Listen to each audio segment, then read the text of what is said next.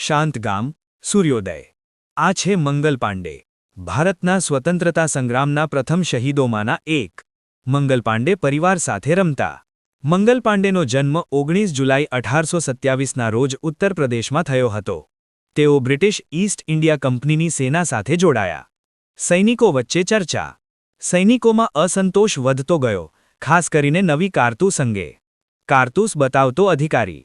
કારતૂસમાં ગાય અને સૂવરની ચરબી હોવાની અફવા ફેલાઈ।